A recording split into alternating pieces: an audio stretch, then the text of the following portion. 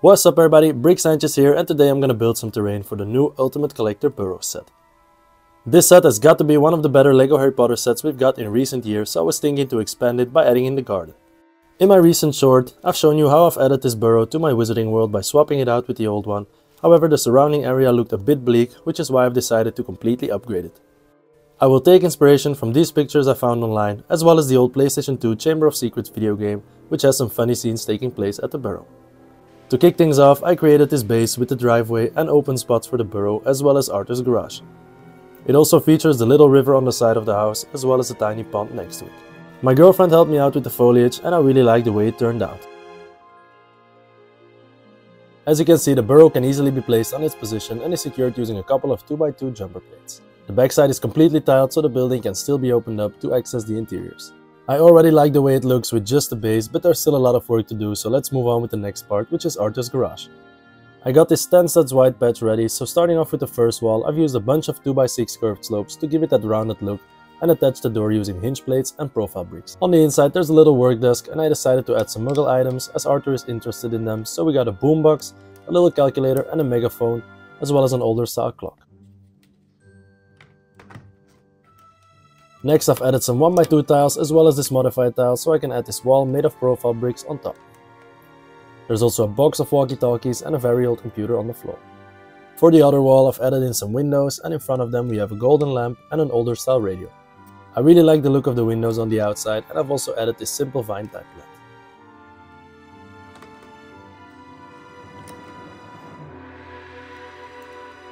For the roof, I've used 2x3 slopes to get the round top shape, and after fixing the leaks in the roof with some crooked planks, it can be placed on top of the walls. All that's missing now is the muggle-loving man himself. The back wall of the garage can also be taken out to access the interiors, and I will definitely add some lights to the entire layout soon. Now we got Ron and Harry arriving on the scene in the Fort Anglia, which I will be displaying on the driveway, but it is also possible to place it in the garage. Once again, I really love how it's all coming together, but there are still a few scenes I want to add. Now it's no secret that the Weasleys are big Quidditch fans and even have a ring in their backyard. I always love using early 2000s Harry Potter parts, so I recreated the ring from the first ever Quidditch practice set from 2002. I did want to add some action to it, so I've equipped one of the twins with an old broom and gave him a bat in his other hand. Then I've used these newer trans clear parts to make it look like he's flying, and used another one to add a bludger. I then connected them using this Technic piece and mounted them right underneath the ring. Now we can chase the bludger for eternity.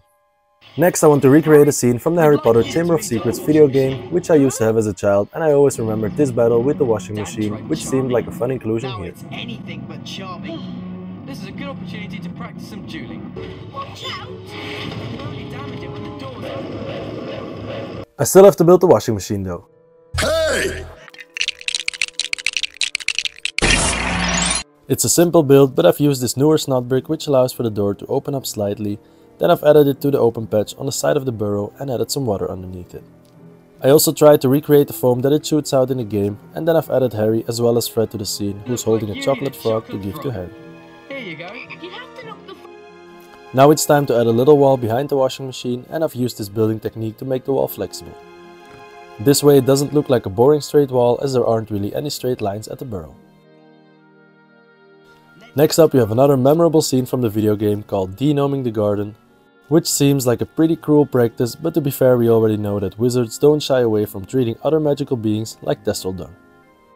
Anyway, I tried recreating the gnomes using these little tan dreams bodies which appear in the Dungeons & Dragons set, in combination with the hideous old 2001 goblin hats. Now these are not perfect, but I do think they resemble the gnomes pretty well. I've placed one gnome in the garden and another in Harry's hands, ready to be thrown out of the garden, which looks pretty hilarious to me. Now for the next addition, I want to build a little bridge over the water, which can be seen in this picture. I feel like this fence piece would work pretty well as a tiny bridge if it's laid on its side. Now I'm pretty satisfied with the build, and I especially like the little root pieces as the railing. Now that it's finished, I can place it out here, and even though I really like the railing, it can get very fiddly trying to line them up correctly. I've also added in some cobblestone tiles in front and behind the bridge as a little pathway, and now it's time to add some bigger trees to the back of the layout, so I've recycled this left one from the old burrow terrain and built another new one as well. I've placed one next to Arthur's garage and the other one next to the open patch. Even though we never get to see Charlie in the movies, I do want to place him out here, showing his new dragon egg to Bill. Next up, it's time to add some more life in the garden, so let's see where we can place all of these cute little animals.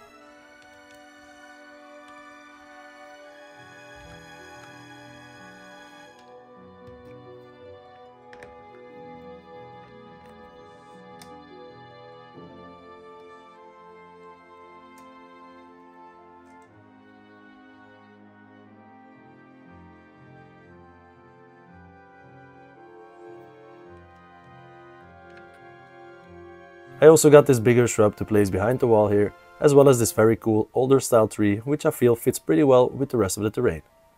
Then we got a few pumpkins and one cornstalk to give the illusion that there's an entire field behind the house, and of course we'll need a scarecrow to keep the birds away. Then I've made this dark green shrub in a similar fashion as the previous one and placed it next to the garage. There's also this wonky cabin filled with random stuff and another barrel and bucket next to the house to add a bit of messiness around here. Next we got these little wooden poles in the water, as well as this cute little bench right beside the tiny pond. Finally, I decided to add some enchanted items like this magical watering can, which will make watering all the flowers a lot easier, as well as this magical fishing rod on the other side of the river to catch some fish for supper. And now with the addition of all these small details, I think we can say that the terrain is finished for now. I am very satisfied with the end result and beyond excited to place it in the layout very soon. Be sure to let me know if you have any more Easter egg suggestions and which one is your favorite. Thanks a lot for sticking around until the end, and I truly hope you have enjoyed this video as well as this different video style. If you have, please consider subscribing, liking and sharing this video, which would massively help out the channel. For now, I'll leave you with some more cozy shots of my custom burrow layout. Thanks again for watching, and I'll see you in the next one.